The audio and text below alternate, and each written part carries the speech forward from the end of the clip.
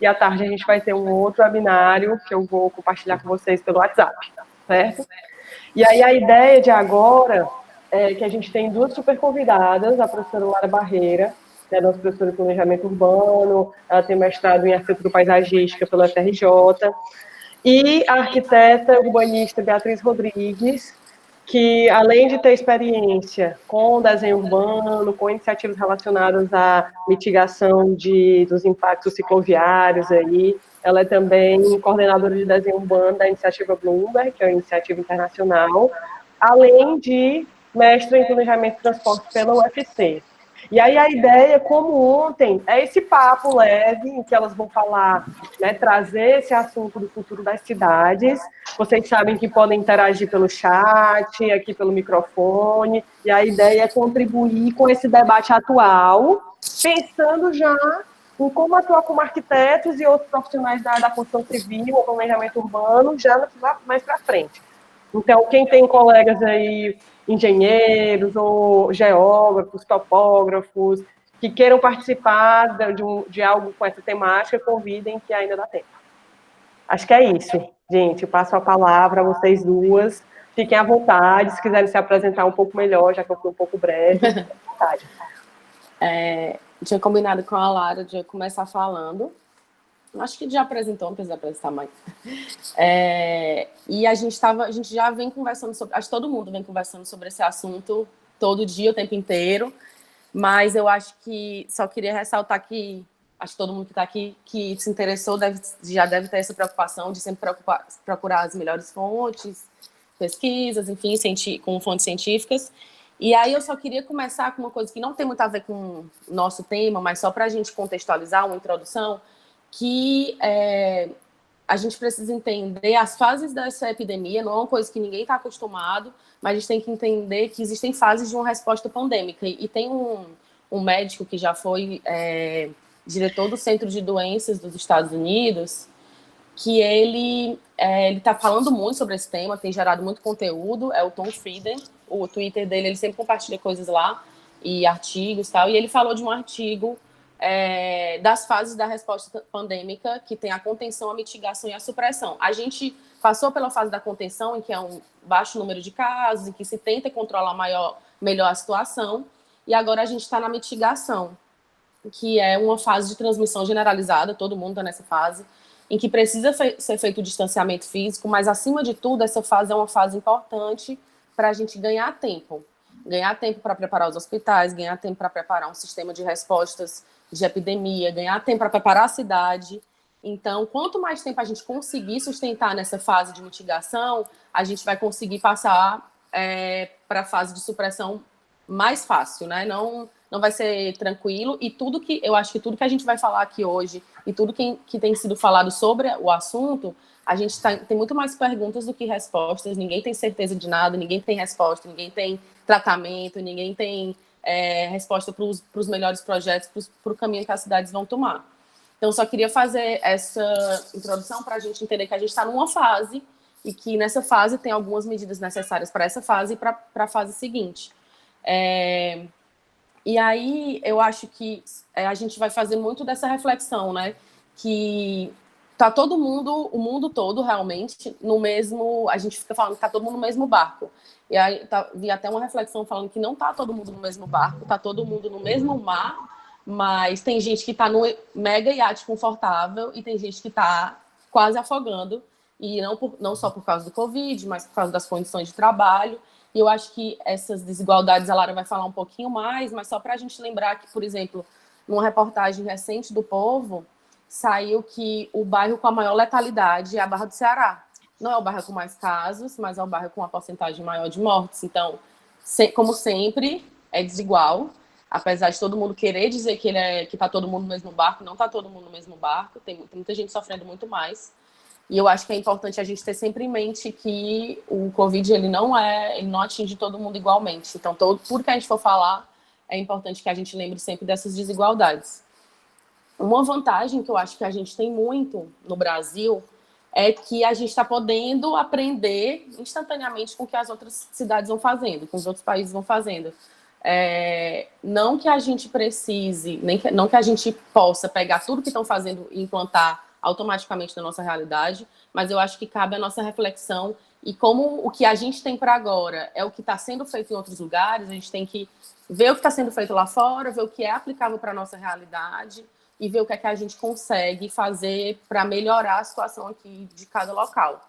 Então, passando um pouco para o que é que vai acontecer, o que é que está acontecendo e o que é que vai acontecer daqui para frente, evitar aglomerações, esses novos protocolos de higienização, distanciamento físico, mudança de costume, isso não vai ser uma coisa dessa fase da mitigação somente.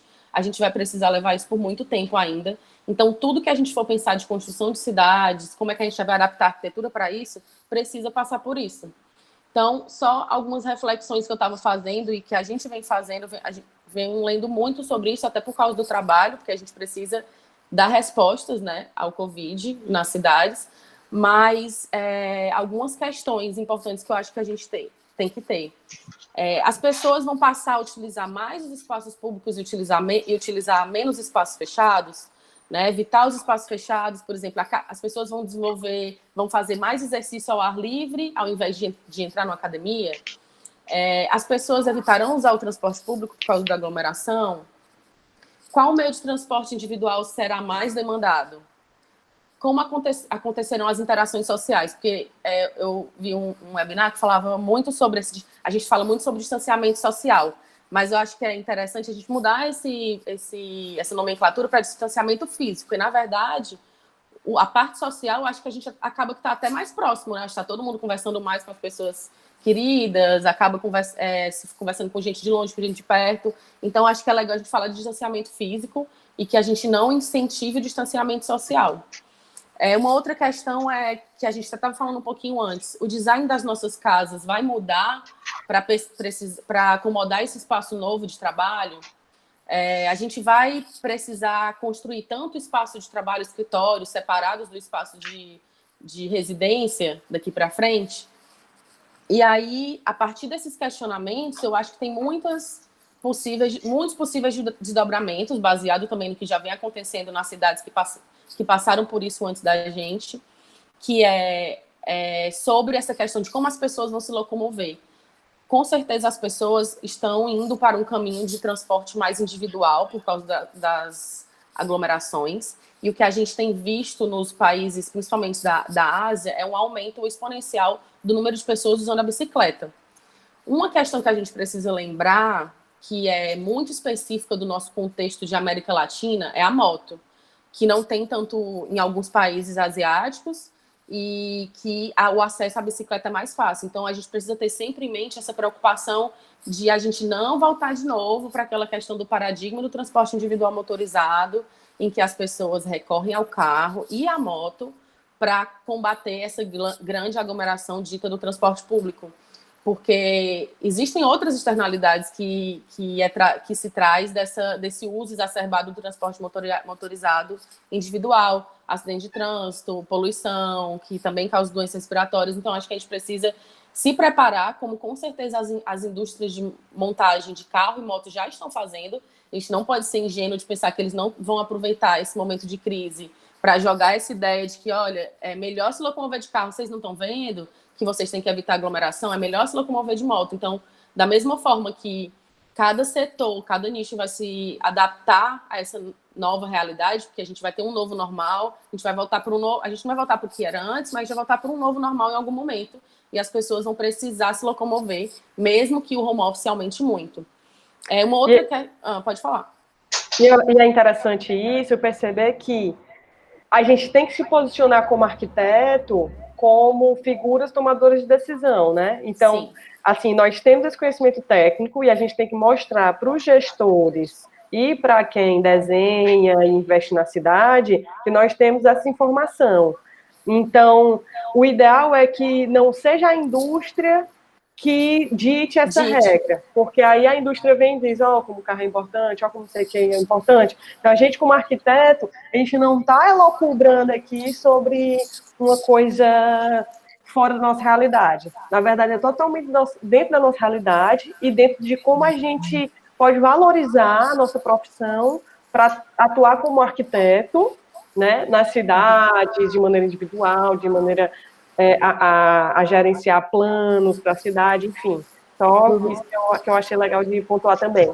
Isso, eu acho que é nossa responsabilidade até trazer essas questões, se antecipar ao que pode ser uma forma de tirar vantagem desse momento, né, de alguns setores, de alguns nichos, da mesma forma que pode surgir, eu acho que mais a longo prazo, essa proposta de distanciamento dos centros urbanos, menos adensamento, já que a gente precisa de menos aglomeração, então acho que isso pode vir maquiado disso também, esse discurso. O home office, sem dúvida, eu acho que vai ditar muita coisa na arquitetura, inclusive, essa questão de como a gente vai construir as casas, como a gente vai ter a distribuição dos espaços de trabalho.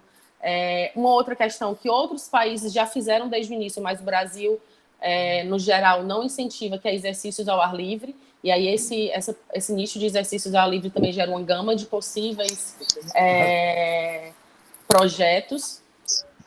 Proibição de atividades de aglomeração, que isso vai acontecer e a gente vai precisar mudar os processos, né, de projeto para atender essa questão, até funcionamento de shopping. Será que o cinema vai voltar? Será que vai ter show daqui a um ano? Então, a gente não tem essas respostas.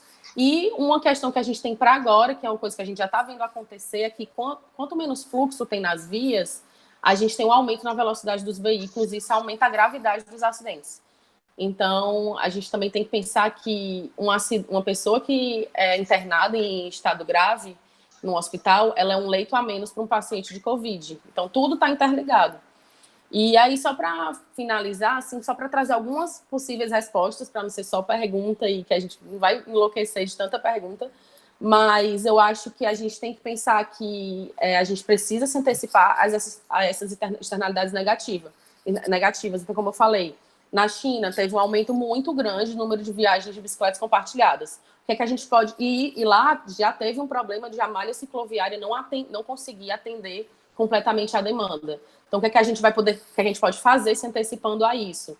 Algumas cidades na Europa e também nos Estados Unidos vêm fazendo algumas intervenções para trazer mais espaço para o transporte não motorizado, para que a falta de espaço e a falta de comodidade para o usuário de bicicleta e também pedestre não seja uma desculpa para acabar recorrendo à moto, acabar recorrendo ao carro. Então, por exemplo, Berlim e Bogotá, eles estão sendo os maiores eixos aí de implantação de ciclofaixa temporária, ou ciclofaixa pop-up, que eles chamam. Então, são ciclofaixas como se fosse um modelo da ciclofaixa de lazer, que são implantadas para esse momento de mitigação. Milão, por exemplo, tem um projeto de rua aberta, em que tem fechamento de rua, né, abertura de rua para pedestre, prolongamento de calçada. Isso tudo porque, você imagina, a gente tem calçadas em Fortaleza, às vezes, com 1 metro de largura, e a gente pede para as pessoas manterem 1,5 metro de distância. Então, as duas coisas não combinam. Então, precisa ter mais espaço para as pessoas andarem. Boston, tem muitas cidades nos Estados Unidos que vêm trabalhando com essa realocação do espaço viário para incentivar o transporte ativo, e eu acho que a gente precisa, mais do que nunca, repensar essas formas de produzir, de construir as cidades, que eu acho que tem alguns exemplos em Fortaleza, como a Calçada Viva da Barão do Rio Branco, o Dragão do Mar, as ciclofaixas que vêm sendo implantadas, que podem ser uma continuidade desse programa agora com um fator a mais, que é esse distanciamento físico, né, e não social, e tentando atingir o máximo de pessoas e atender às necessidades das pessoas nesse longo processo que a gente tem pela frente.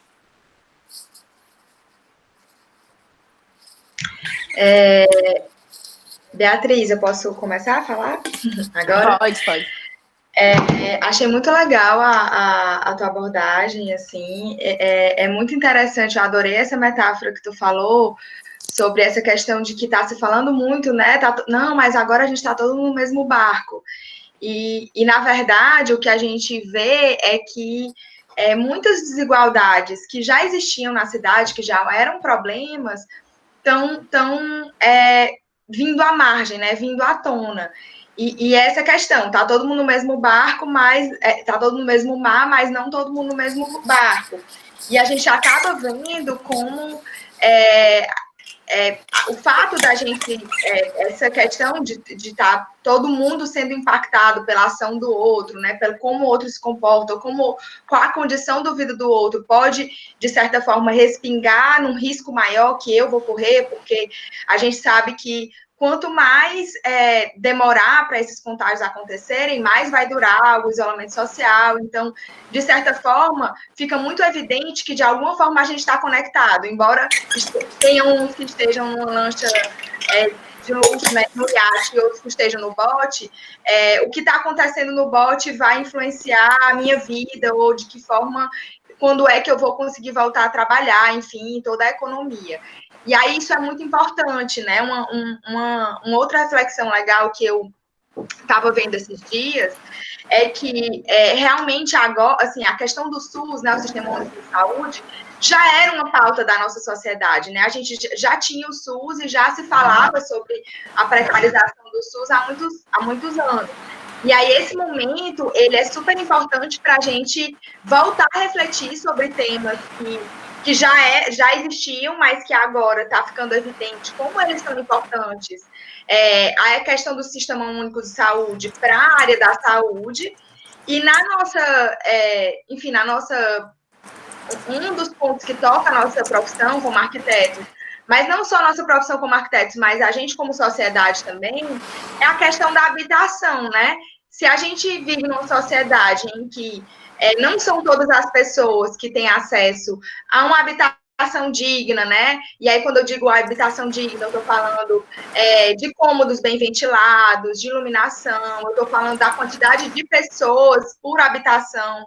Então, é muito comum a gente ter, né, nas grandes cidades, inclusive em Fortaleza, situações de coabitação, várias famílias morando na mesma casa, casas que já são pequenas, em si. Então, como que a gente, enfim, como que essa situação do Covid está colocando essas diferenças e que, na verdade, eu acho que é o momento, em vez da gente ficar dizendo assim, eu quero que volte tudo ao normal logo, né? Eu quero que volte tudo como era antes.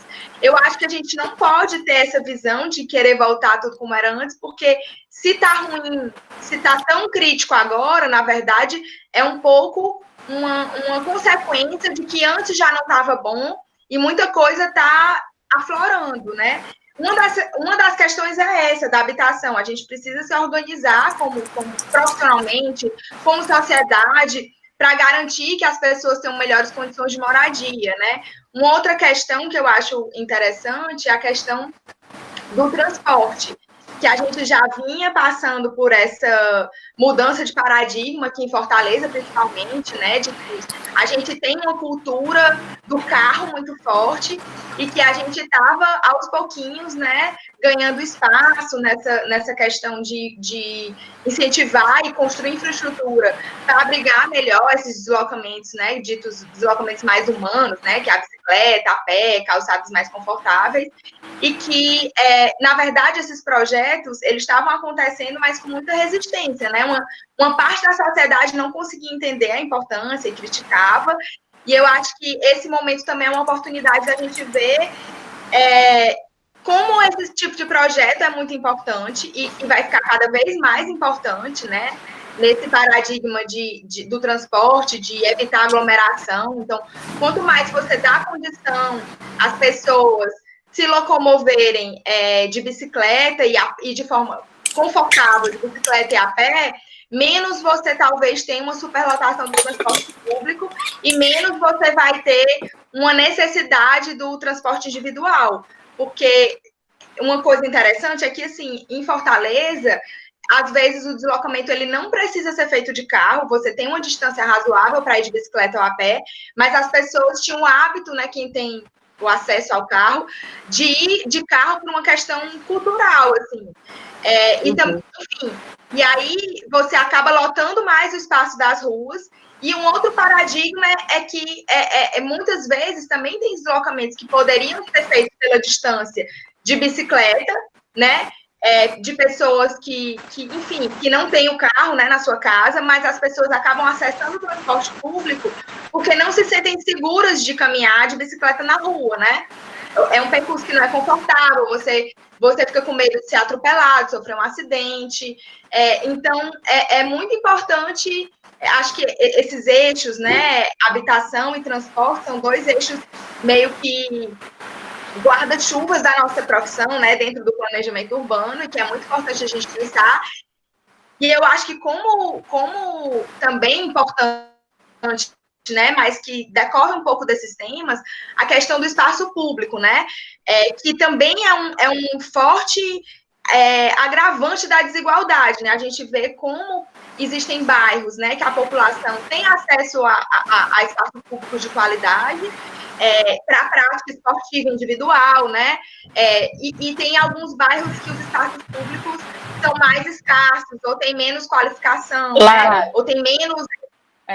Só fazer um adendo nisso também, que eu estava lendo, sobre a questão dos espaços públicos, e uma das justificativas dessas cidades da Europa e dos Estados Unidos estarem optando por esses programas de ruas abertas é justamente ter equidade na distribuição do espaço público. A gente não tem praça em todos os bairros de qualidade, então você destinar um espaço para as pessoas fazerem exercício na frente na rua principal do bairro é uma forma de dar mais equidade nessa distribuição do espaço público.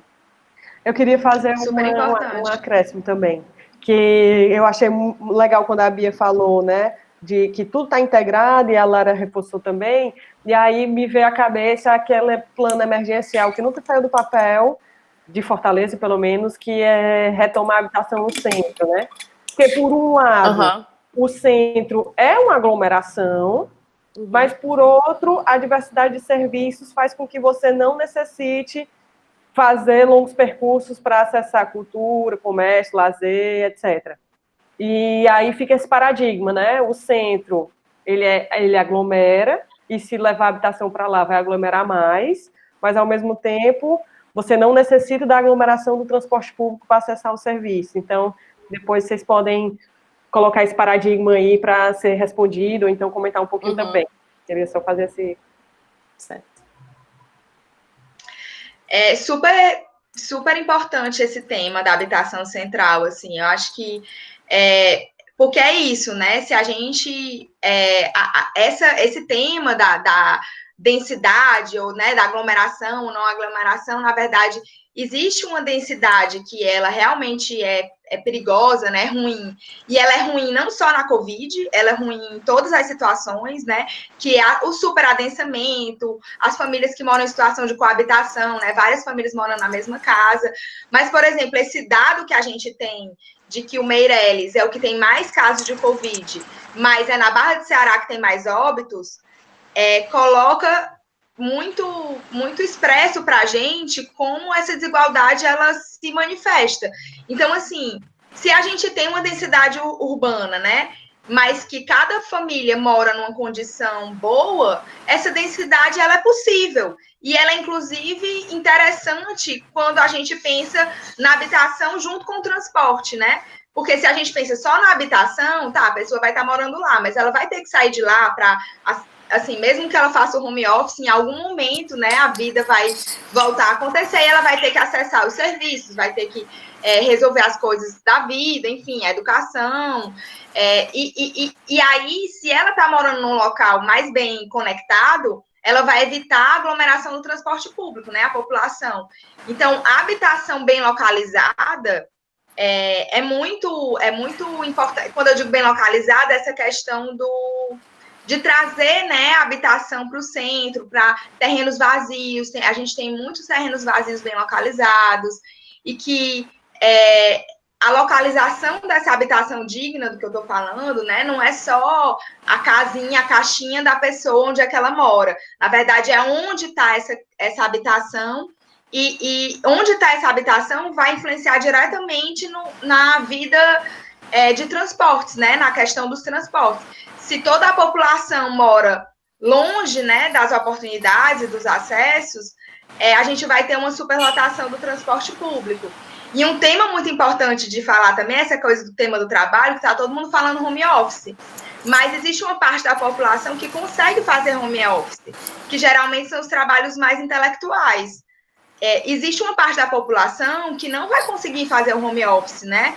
Dependendo do nicho que a pessoa trabalha, o home office ele é uma solução interessante para a parte da população, mas a gente também não pode generalizar que daqui para frente vai ser tudo home office. Então, é importante pensar nessas questões. Só para complementar, acho que tem tudo a ver isso que a Lara estava falando de como a gente sempre pensou, enquanto arquiteto urbanista, da interligação entre transportes e uso do solo, e isso é mais válido do que nunca. Eu acho que as pessoas, quem quiser diminuir essa importância da habitação no centro, vai sempre usar a palavra aglomeração. Eu acho que a gente tem que sempre falar de uma densidade ótima, como a Lara falou. É claro que um adensamento que a gente tem na Barra do Ceará, em que moram 10 pessoas na mesma casa, não é um adensamento ótimo. A gente tem um adensamento ótimo que as pessoas não dependem tanto do transporte público. A gente não tem condição de achar que as pessoas vão todas ter carro e moto e tudo bem, não vai existir mais transporte público. As pessoas vão continuar precisando do transporte público, a gente vai precisar mudar a forma de usar. E a habitação no centro é uma pauta que a gente realmente precisa retomar, de não precisar... Quem trabalha no centro normalmente mora nas periferias e essa pessoa não precisaria usar o transporte público, ela poderia usar bicicleta ou mesmo se deslocar a pé para acessar o seu local de trabalho. Como ela falou, nem todo mundo pode fazer home office, muitas pessoas vão voltar a trabalhar nos seus locais de trabalho e a gente vai precisar se adequar os meios de transporte e também a cidade a um longo prazo para essa nova forma. Eu acho que todo mundo que defendia o espraiamento urbano vai continuar defendendo ainda mais com essa desculpa de não se aglomerar. E o que a gente precisa fazer sempre é se antecipar a essas possíveis justificativas de não aglomeração, de utilizar mais transporte motorizado e ter cuidado para a gente responder a essas questões num tempo hábil, para a gente não deixar que a cidade se transforme de uma forma negativa.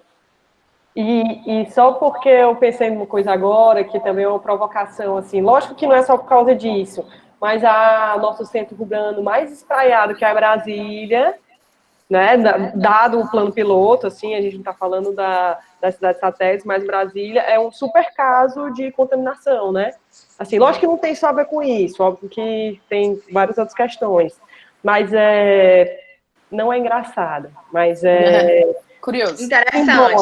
Simbólico essa questão, assim. Uhum. Eu queria só exaltar a presença do arquiteto carioca João Foli, que é um arquiteto, gente, ele é lá do Rio, e está aqui prestigiando a live, professor. Obrigada, João. Autor de um livro sobre mobilidade urbana. Olha aí. Inclusive, sinta-se à vontade para abrir o microfone e também contribuir, viu, João? Então, por aqui. Pode deixar, gente, pode deixar. Eu estou num ritmo aqui, uma bagunça de quarentena. Então, o vídeo está um pouquinho difícil, mas daqui a pouco a gente participa aí do diálogo com vocês, tá bom? E obrigado pelo convite, foi um prazer estar aqui. Valeu, João. Que bom que você está aqui com a gente. Mas, gente, retomando, tinham 2 temas assim principais que eu tinha pensado em falar no dia de hoje, né? Um deles, que foi um pouco que eu falei agora, né? Quais são os problemas que a gente já tinha e que estão emergindo e de que forma a gente mobiliza para se antecipar e pensar sobre eles. E uma outra questão que a Bia já falou um pouco, né? A Rebeca também já falou um pouco, é sobre tendências que podem vir a surgir, que são coisas que... enfim, tendências de formas de pensar a cidade ou de viver a cidade que já existem e que podem ser fortalecidas por conta dessa situação de pandemia e que a gente consiga refletir sobre essas tendências e pensar sobre respostas a essas tendências. Uma das coisas que a Bia mencionou foi que pode vir a surgir uma tendência maior de espraiamento, né? Quem não é da área, espraiamento é quando as pessoas moram de forma mais espalhada, ou seja, as pessoas vão querer morar mais longe uma das outras, mais isoladas.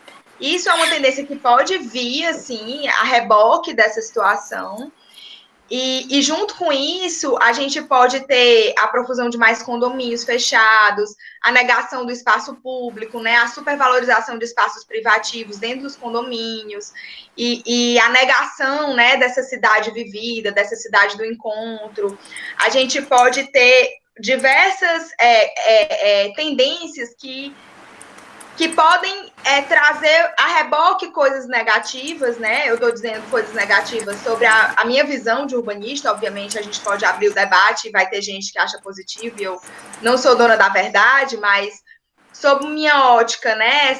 Esse modelo de cidade mais espalhada, ele traz consequências inerentes, que é, por exemplo, quando as pessoas moram mais distantes umas das outras, elas dependem mais necessariamente do transporte individual, elas dependem mais do transporte público e existe um alto custo da infraestrutura urbana a ser instalada.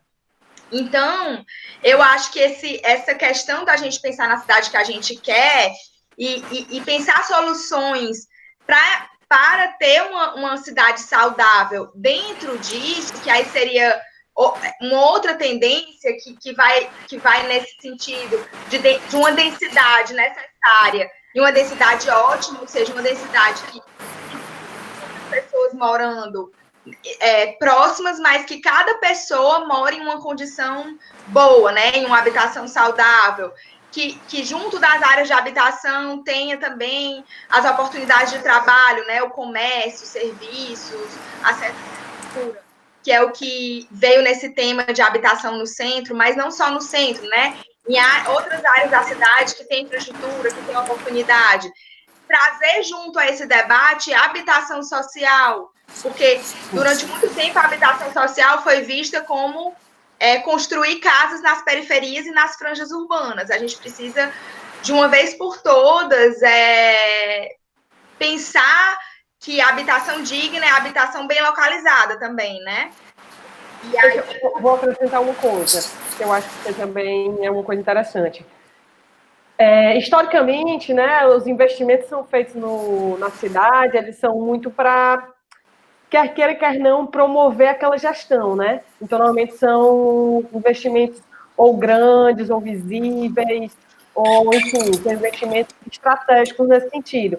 E eu acho que muito do que deve ser feito a partir de agora vai ser uma coisa que não é visível, que não é tanto essa moeda de troca da eleição, né? Se a gente pode falar assim, só para ser mais objetiva, mas talvez esses investimentos um pouco mais invisíveis, que vão fazer toda a diferença, mas aí entra no paradoxo do nosso tipo de não é de gestão urbana, é diferente, esse tipo de política, vamos dizer assim. E eu acho que tem tudo a ver com isso, porque você investir em comunidade, você investir numa infraestrutura que fica abaixo do solo ali, que é um saneamento urbano, que aumenta muito a possibilidade de higiene, de evitar, né, as doenças de saúde ali, é uma coisa mais invisível. Então, só porque eu lembrei disso, eu acho um tema interessante também. É super interessante esse tema, né? Porque a gente está à tona com esse debate da saúde pública, da salubridade dos espaços, e a gente está falando de cidades, né, brasileiras que não têm saneamento básico para toda a população, né? Que deveria ser a primeira coisa a ser levantada, né? Como é que a gente está falando de saúde pública e a cada eleição que a gente vê, a gente nem vê o tema do saneamento básico ser debatido nos debates de políticos, né? Então, a gente precisa...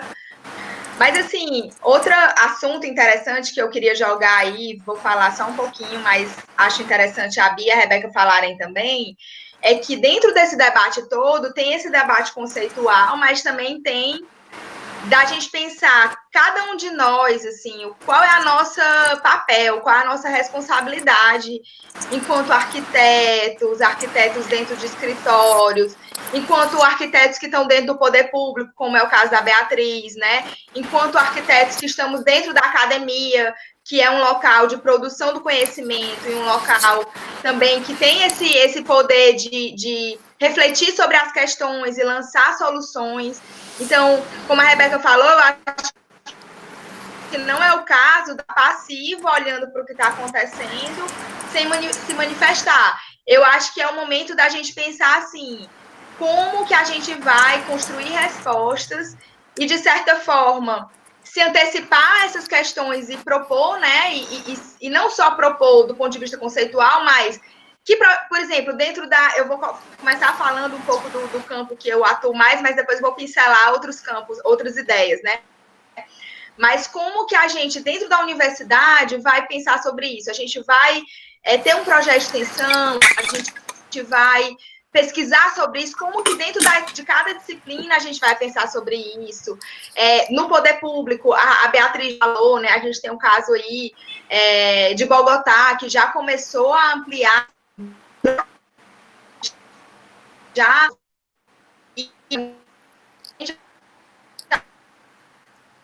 dentro dos escritórios, né?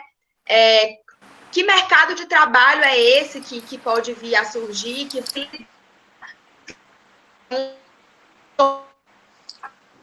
Acho que está cortando um pouco. Tá cortando? Não, tá cortando. Tá cortando? Agora. Tenta tirar o fone e colocar de novo, que eu acho que tá tipo dando um mau contatozinho também. Tirar e colocar. Tá, vou fazer. Melhorou? Melhorou. Vai. Melhorou? E aí, dentro desse campo de pensar o mercado sobre isso, né, dentro dos escritórios, né, de arquitetura, será que vai mudar a forma de projetar? A gente estava conversando um pouco antes de começar a live, né? Por exemplo, a gente está aqui no clima quente, né?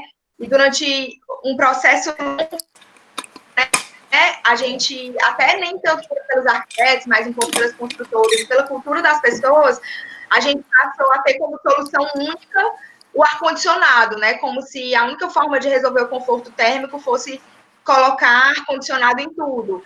E aí a gente está vendo como é importante que os espaços eles possam até ter um ar-condicionado também, né? Mas não precisem depender do ar-condicionado, né? Porque em muitas a gente está vendo assim, acho que a salubridade dos ambientes está muito ligada à ventilação natural, né? E aí a gente é como se a gente tivesse desaprendido a projetar sem o ar-condicionado. Existem vários recursos de projeto, né? A forma das esquadrias, a própria indústria das esquadrias também vai ter que se adequar a isso, de que a gente tem uma máxima de tudo ser alumínio e vidro, e aí será que as esquadrias basculantes vão voltar a ser utilizadas, né? Para que os espaços não dependam sempre do ar-condicionado. Uma outra questão importante de projeto, né, dentro da habitação, né, dentro desse campo de projeto de habitação. A gente está falando muito tem vários, enfim, recebi pelo WhatsApp, formas de organizar a casa, de ter a área ali, uma área perto da porta, onde você deixa os sapatos, onde você deixa os objetos na rua.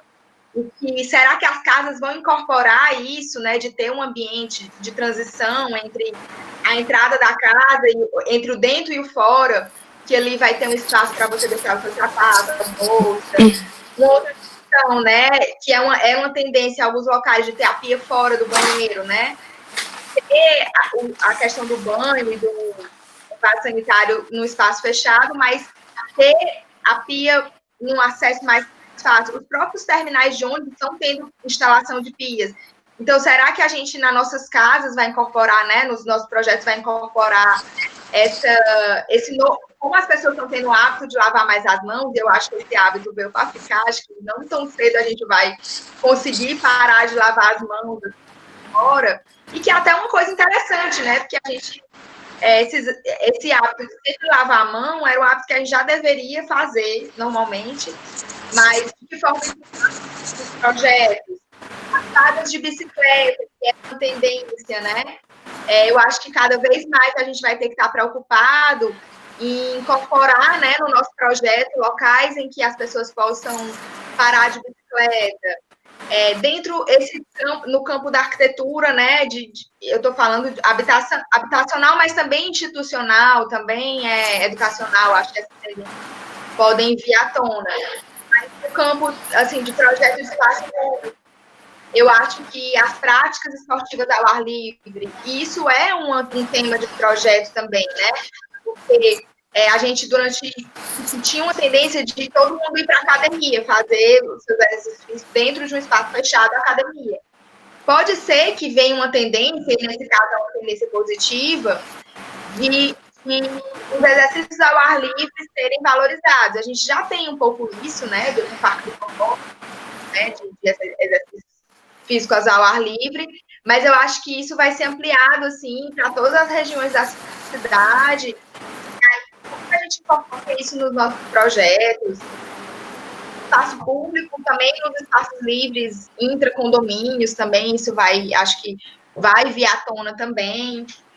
Deixa eu ver mais coisa em relação a essa questão dos projetos. Acho que era basicamente isso. Assim, a gente pensar... eu tinha pensado numa coisa interessante também, que eu me lembrei muito do Lelé, né, do João Figueiras Lima, que tem um estudo fantástico sobre essa questão da renovação do ar para hospitais, né, que ele projetou a rede de hospitais SARA, mas talvez essa tendência de pensar uma arquitetura em que o ar seja renovado por ambiente, né, possa incorporar as habitações, aos escritórios, enfim, aos comércios, a gente reativar, né, tem um manual do arquiteto descalço de arquitetura bioclimática, a gente já tem soluções construídas em relação a isso, de como projetar com iluminação e ventilação natural, e que, de repente, a gente vai ter que revisitar esse conhecimento para atuar no mercado mesmo de arquitetura. Eu acho que alguém falou e eu interrompi. Essa pessoa que falou, fala de novo.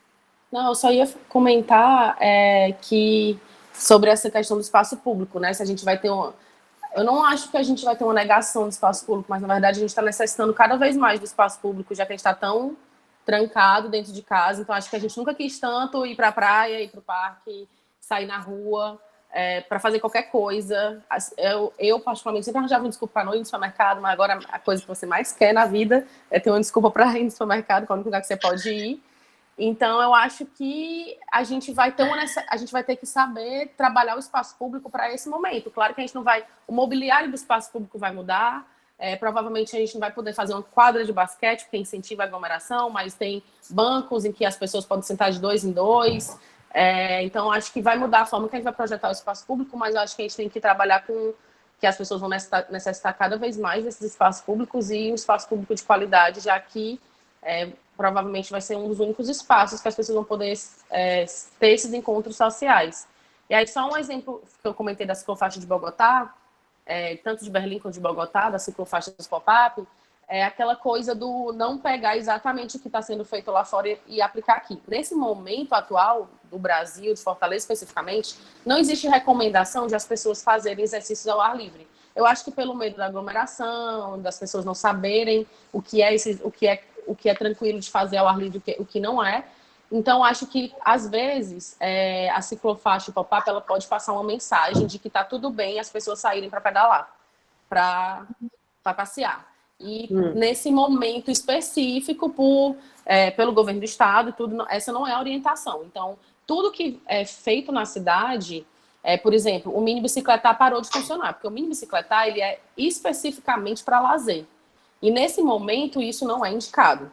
O bicicletar não parou, porque ele é muito importante para o transporte, apesar de estar sendo higienizado todos os dias.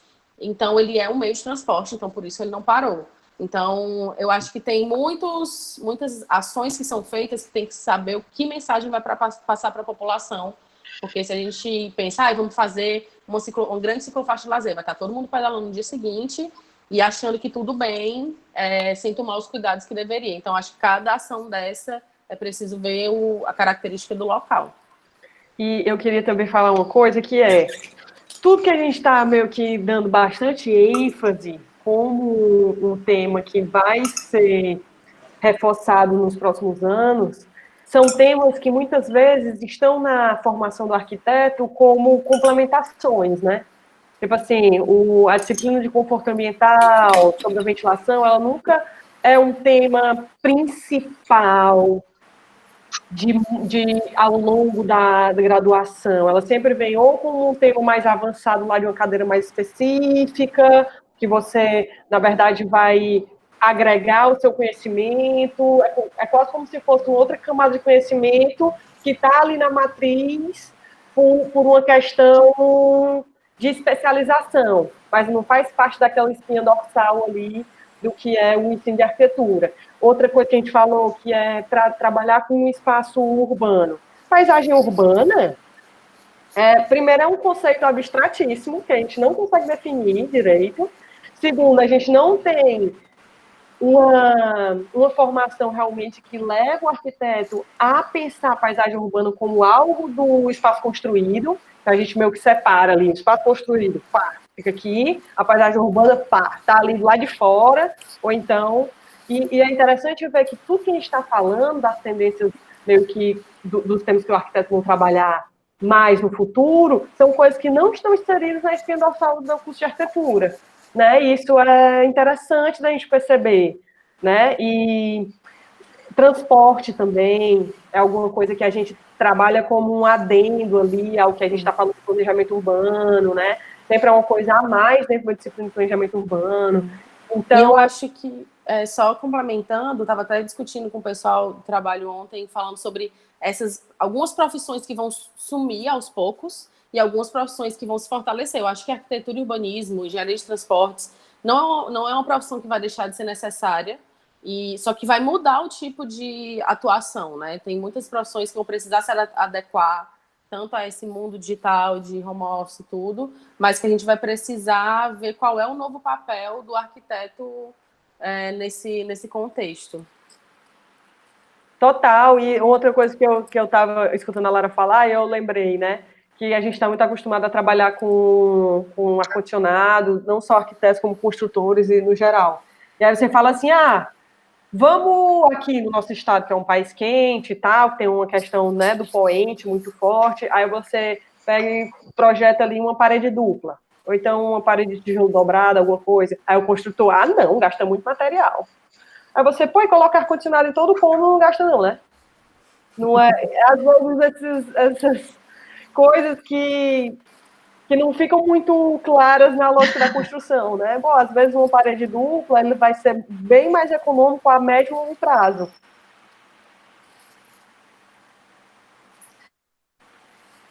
É super importante essa reflexão mesmo do custo-benefício, que muitas vezes volta para a questão cultural, né?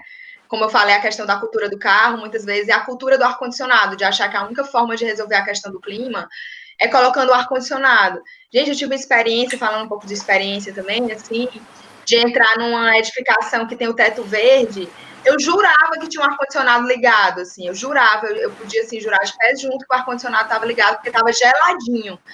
E você vê que não tinha ar-condicionado nenhum, era uma solução mesmo passiva, né? De que tinha um teto verde, tinha uma boa ventilação natural. A gente tem várias formas, né? Tem torres de vento, tem essas questões mais da esquadria, do detalhe, mas tem forma, assim, a própria forma da arquitetura, ela acaba tendendo a uma coisa ou outra. Essa nossa cultura também de botar panos de vidro, né? A gente olha esses edifícios, enfim, em outros países que são climas frios, né? Em Londres, em Nova York, que é o edifício todo com a fachada de vidro. Aí a gente quer fazer igual aqui. E aí não. Lá em Terezinha. Deixa eu falar também, o Lucas Rosolini, né, e o Bruno Raviolo comentaram aqui no chat uma coisa interessante. Primeiro, o Lucas falou que ventilação ele gosta muito, e eu acho que eu sei que ele está terminando o mestrado com esse tema do comportamental. Então, Lucas, se quiser falar alguma coisa, fica à vontade, viu? E o Bruno falou de uma coisa interessante, que são parâmetros, não só internacionais, como foi esse caso que o Bruno colocou aqui no chat, mas parâmetros que tornam esse mínimo e esse máximo, né, relacionado à ventilação, uma normativa. Então, se a gente... E aí é trazer conhecimento técnico e científico para a alçada do arquiteto. Porque aí fica nessa de, arquiteto sabe das coisas, mas todo mundo que sabe que a gente sabe das coisas não tem dados sobre o quanto que a gente sabe das coisas. Né? Então, a gente não tem tanto a cultura como arquiteto, e aí eu estou falando de uma maneira mais nacional, talvez, de normalizar as coisas que são expostas para o público externo. A gente tem normativa de representação, e aí a gente sabe qual é salteado. As espessuras, as achuras, que é coisa que só interessa a gente, basicamente, né? Da comunicação entre profissionais de construção civil. Mas quando a gente está falando assim, cliente, você sabia que o seu ambiente de trabalho ele está abaixo da normativa recomendada para iluminação de trabalho, a gente, às vezes, não estuda tanto. E essa normalização é interessante, como o Raviolo falou aqui, ela existe, mas quase nunca ela é associada ao arquiteto. Ela é associada à segurança do trabalho, a coisas desse tipo, né? E, normalmente, são, assim, tende a ser a área de engenharia, né? O arquiteto, às vezes, fica meio fora dessa questão da segurança do trabalho, ergonomia e tal. A gente tem a norma de desempenho, né? Que é uma coisa relativamente nova, assim, que já incorpora algumas coisas interessantes, né? Mas eu acho que tanto falta a gente fazer valer ela mais, como é uma norma nova, eu acho que o mercado ainda está abraçando e vendo isso, mas a gente tem que sempre manter, além de saber que a norma existe, utilizar a norma, a gente está sempre atualizando essa norma, né? A gente está sempre alimentando e tornando ela uma coisa viva, eu acho. E aí, dentro disso que o Bruno falou, né? Encontrar esses parâmetros, né? Basear isso em parâmetros objetivos, científicos, enfim. Lucas, só abrir o microfone e falar, viu? Pode ficar à vontade. Tá tranquilo. Quer falar aí, Bruno ou Lucas? Vocês que muitos a nos ensinar sobre esse tema. Acho que o pessoal está envergonhado. Gente, uma coisa interessante, já que a gente falou sobre questões culturais, enfim, falar um pouco sobre essa questão da vivência da cidade, né? Até o nosso tema é resiliência e paisagem, a forma como a gente vai viver a cidade no futuro. E aí, falando um pouco menos como arquiteta e falando como cidadã, como pessoa que usa a cidade, a gente falou muito dessa questão da mobilidade, etc., mas há uns 6, 7 anos atrás eu tomei uma decisão na minha vida que foi vender o carro e comprar a bicicleta. E aí, desde então, inclusive a Beatriz foi minha bike anjo, teve muita importância nesse processo. E foi lá comprar a minha primeira bicicleta e tal. E aí, desde então, né, 6 anos atrás, que eu tinha um carro, vendi e só ando de bicicleta. Quando é necessário, eu uso o Uber, mas aboli o carro individual e faço. E aí, muita gente. É legal a minha própria experiência de vida, né? De ser mulher na cidade, ser ciclista, de ver como tem muitos desafios. Da época que eu comecei a andar de bicicleta para hoje, muita coisa já mudou, muitos percursos que eu já fazia sem ciclovia, já tem a ciclovia. E aí, realmente, é quase um esporte radical, né? Porque a gente acaba, no início, né? Antes, quando eu comecei, era mais hostil ainda. Agora, com algumas ciclofaixas construídas, atualmente, praticamente todos os meus percursos eu consigo fazer de bike. E eu acho muito interessante essa questão cultural, porque muita gente chega para mim e fala assim: eu acho lindo você andar de bicicleta, mas é diferente, porque eu tenho que chegar arrumada no trabalho. Aí eu olho assim, gente, eu sou professora, eu também tenho que chegar arrumada no trabalho.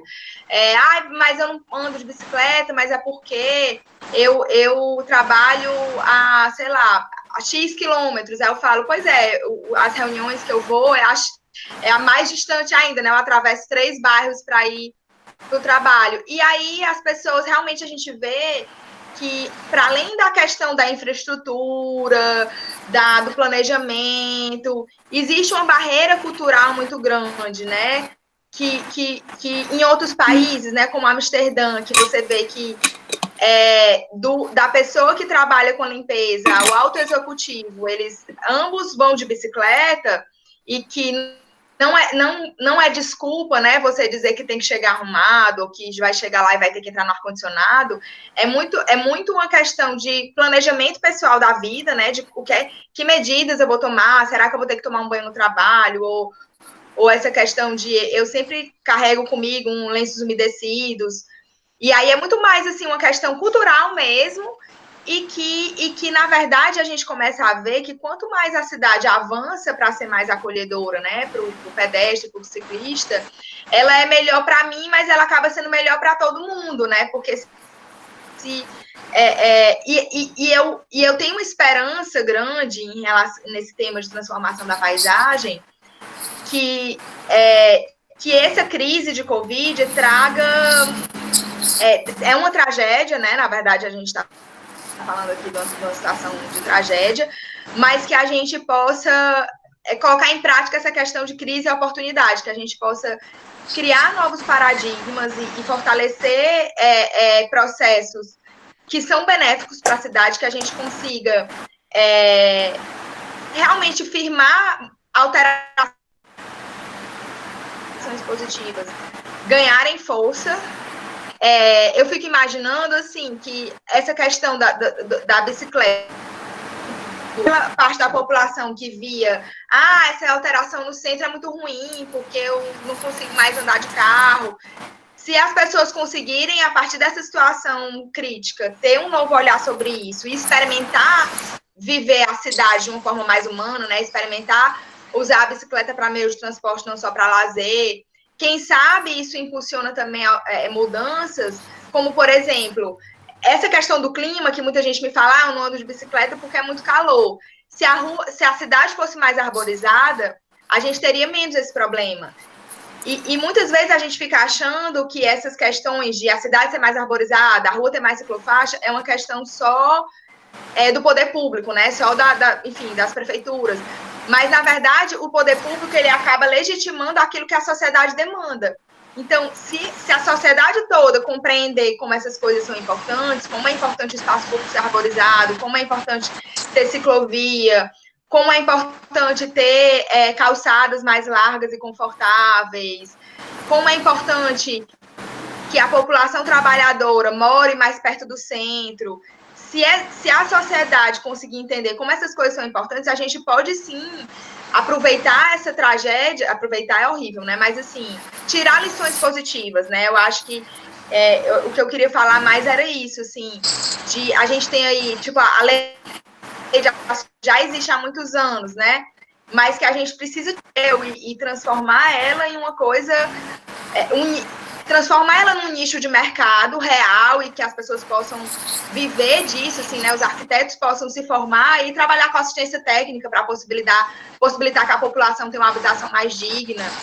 Então, eu sou otimista, assim, apesar da situação dramática que a gente está vivendo, até por uma questão de saúde mental minha, eu quero muito pensar desse jeito otimista, de que a gente tem que aproveitar para repensar a nossa cidade, não só como urbanistas, mas como a forma que a gente vive essa cidade, para que a gente possa aprender boas lições, para que a gente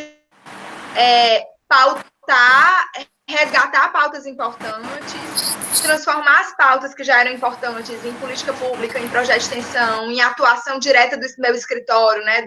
Eu estou falando do meu escritório, do escritório de todo mundo que trabalha. E é uma oportunidade de a gente mostrar para a sociedade como isso é importante, como isso é essencial, né? É tão essencial, assim, deve estar no mesmo nível de essencial do que a saúde pública, do que outros temas que estão sendo tão colocados, né? Como a questão da economia também. Uma coisa que... Então, eu tô otimista. Uma coisa que, só interrompendo, Lara, uma coisa que achei ótimo. O prefeito de Milão falou é que é uma chance única que a gente está tendo de resetar as cidades. Então, como às vezes tem uma cidade que passa por um furacão, uma cidade que passa por um tsunami, esse é o nosso tsunami, assim, claro que as consequências são diferentes, a gente se gabava muito, né? No Brasil a gente não tem terremoto, não tem tsunami, não tem nada que mude o rumo das coisas, mas essa é a nossa chance de mudar, de preferência para melhor, o rumo das cidades do Brasil, eu acho, do mundo até.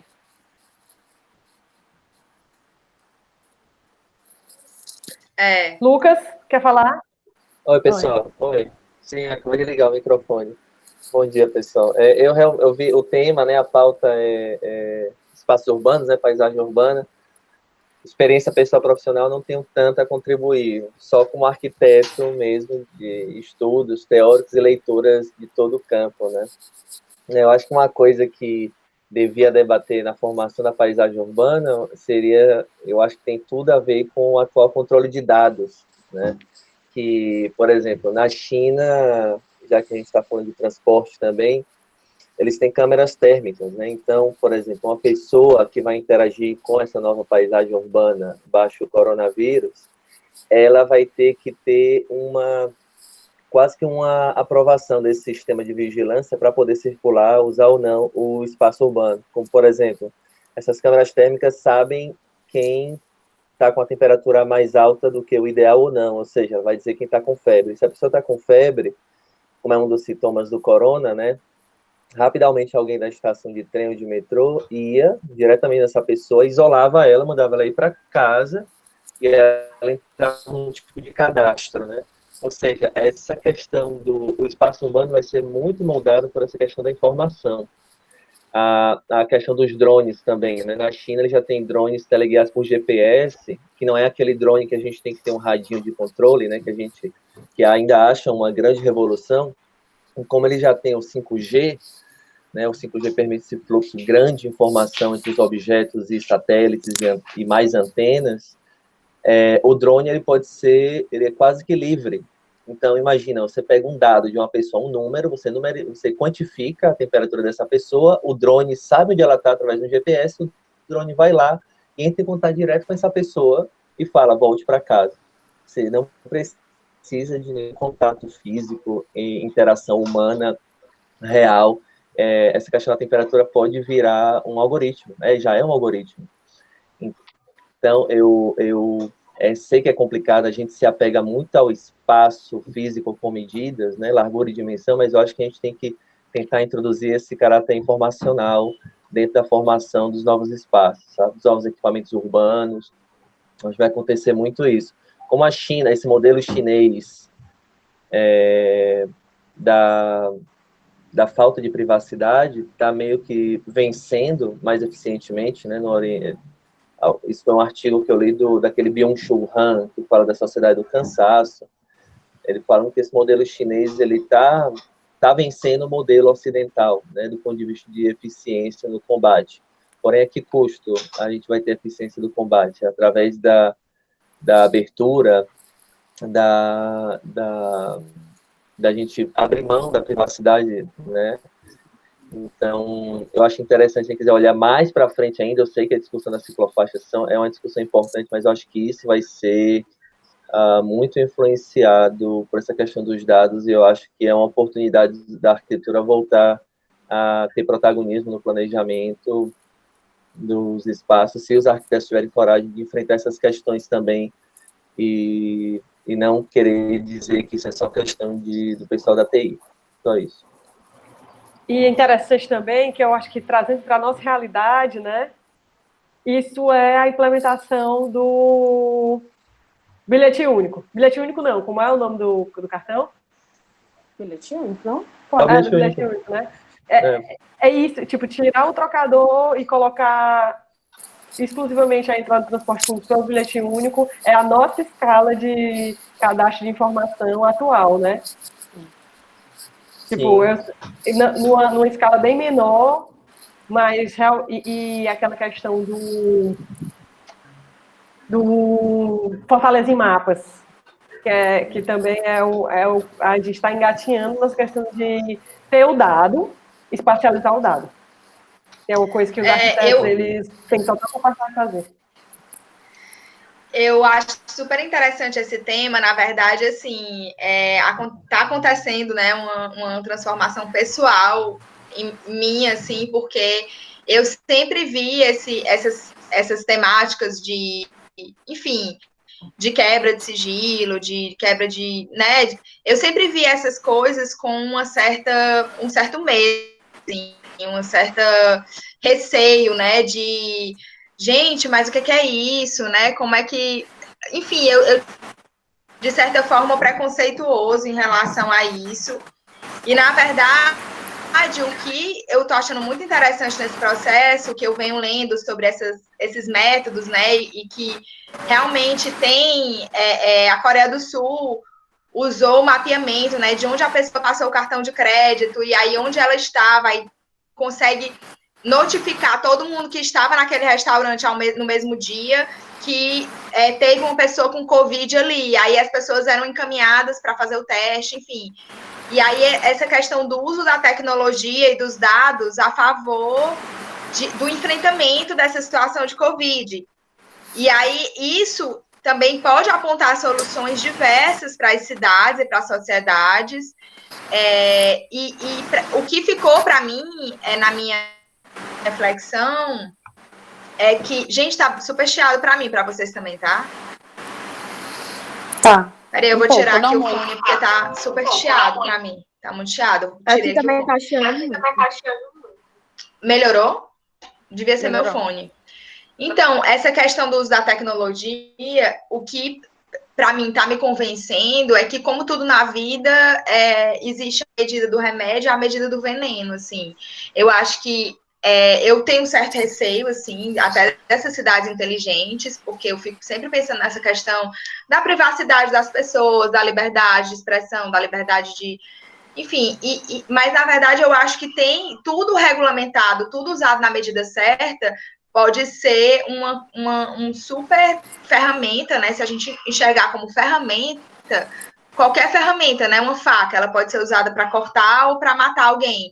Então, se a gente enxergar essa ferramenta como algo que pode apontar muitas soluções e criar regulamentações para resguardar a liberdade das pessoas, para resguardar a vida pessoal das pessoas, eu acho que é um caminho muito interessante e as soluções daqui para frente, né, vão ter que ser pautadas muito nisso, assim, na tecnologia. Eu acho que a tecnologia tem que ser usada a favor do enfrentamento dos problemas que a gente encontra. E aí os exemplos que o Lucas falou são muito interessantes, realmente. De utilizar o mapeamento, né, georreferenciamento para mapear onde acontecem mais os problemas e como notificar essas pessoas, enfim, é super importante. Gente, acho que estamos chegando ao fim. Não sei se mais alguém tem alguma pergunta a fazer. Mas, no geral, eu acho que foi um papo super massa sobre tudo, né? Sobre a tendência da nossa profissão, sobre esse olhar amplo da paisagem urbana e da cidade, como essa tela em branco aí, que provavelmente vai se tornar depois da crise, assim, de saúde e econômica, né? E eu acho que pela manhã, realmente, a adesão de alunos é bem menor. Eu acho que eu tinha uma hipótese, mas agora comprovei. De qualquer maneira, a gente gravou o webinário e eu vou disponibilizar para todo mundo, né, lá no grupo dos líderes, dos professores, para quem quiser assistir depois. E eu acho que agradecer muito a presença de vocês, professora Lara, arquiteta Beatriz Rodrigues. Acho que, além de profissionais que atuam no mercado de maneira diferenciada, vocês trazem muito conhecimento com essa bagagem e são sempre muito solidárias em compartilhar com todo mundo. Eu acho que é isso que une as pessoas, os profissionais, e principalmente une estando separados. Né? A ideia é justamente essa, a gente trazer aqui profissionais, trazer aluno, trazer arquiteto do Rio, trazer a pessoa que está fazendo mestrado, enfim, trazer todos os perfis para fazer esse debate rico. E eu tenho a agradecer aqui, ó, imensamente a presença de vocês. Obrigada. Pode falar uma fala final? Porque sempre nessas lives tem assim, faça a sua última fala. Não, eu acho que a mensagem que eu queria falar para todo mundo, enfim, para todos que estão aqui nos assistindo e que vão me assistir, é para a gente não ficar nesse momento em casa e numa posição de espera, querendo que volte tudo ao normal, que o nosso sentimento seja de se preparar, né, até, né, assim, de guardar energias para quando tudo voltar, a gente não querer que volte tudo a como era antes, a gente tem essa energia de usar essa situação para botar a mão na massa, para propor soluções, para pensar o que é que essa situação nos fez refletir, o que é que qual o nosso desafio, cada um no seu lugar, né? Cada um na sua profissão, na sua casa, na sua vida, seja dentro da universidade, seja no poder público, seja no seu escritório, seja você sendo estudante.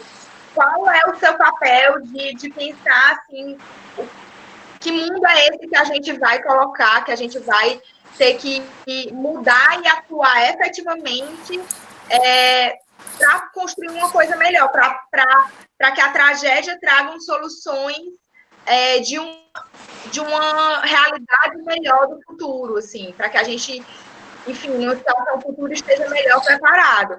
Então, a minha mensagem é otimista, que vamos arregaçar, se preparar para atuar, né? E agradecer muito, né, a Rebeca, a oportunidade de falar aqui, a Beatriz também, que trouxe muitas questões essenciais da gente pensar, e agradecer a todo mundo que está aqui com a gente também. É isso. Só queria também agradecer, só vou compartilhar uns links no chat, para quem tiver mais interesse em ler sobre o assunto, sobre como as cidades ao redor do mundo estão respondendo ao Covid.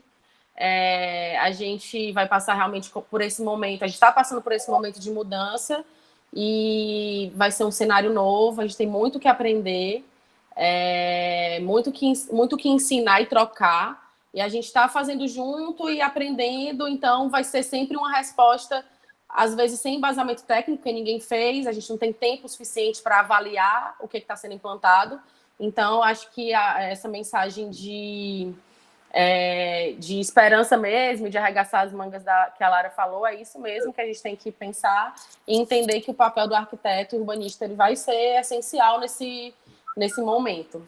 E obrigada também pelo convite, ficou à disposição, se quiser passar e-mail, essas coisas para a gente trocar mais com quem quiser, pode passar.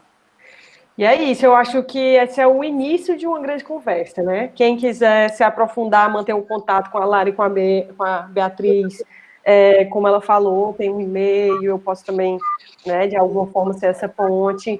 Agradecer a todo mundo que veio e que pôde contribuir, pôde escutar. E eu reforço que eu vou compartilhar com vocês essa live gravada, tá? Quem tiver interesse de ver depois. E não esqueçam que hoje à tarde, às 4h, teremos mais um webinário com a arquiteta Érica Martins, falando sobre estudo de gênero e o protagonismo da mulher no período de crise. E ela estuda sobre gênero há um certo tempo, o mestrado dela foi sobre isso, né? Ela tem uma rede de contatos bem interessante sobre esse tema, estamos todos convidados hoje a partir das 16, certo? Quem tiver sugestão de outras lives, quiser contribuir também fazendo o seu webinário, fala comigo e vamos contribuir juntos, gente. Até beijão. Mais. Vou almoçar para de tarde voltar todo mundo fora das lives. Obrigada, gente. Valeu. Vou parar a gravação.